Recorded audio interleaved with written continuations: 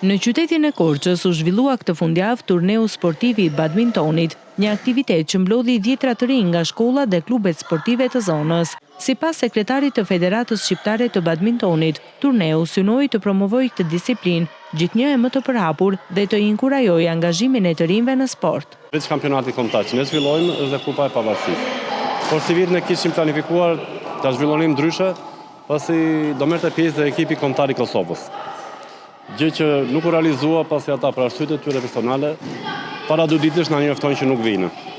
Dhe kjo na detyrovi të prishim strukturën që ne kishim planifikuar, pasi aktiviteti do bëhej me 2 ekipet përfaqësuese, kurse sot po përpiqemi, duke qenë se këto ditë janë pushime, arritëm të mbledhim se gjithë pjesëtarët e klubeve, janë kryesisht 2 grupe kryesore që ndodhen në qytetin e Korçës, klubi Sinerbeu dhe Korça Volej, të cilët sot marrin pjesë në këtë turne.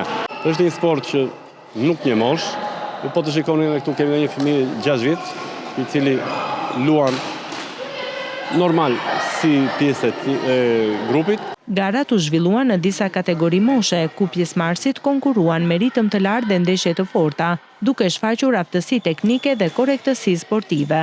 Organizatorët vlerësuan performancën e garuesve dhe interesin në rritje për badmintonin, një sport që po fiton popularitet në Korçë fal aktiviteteve të tilla.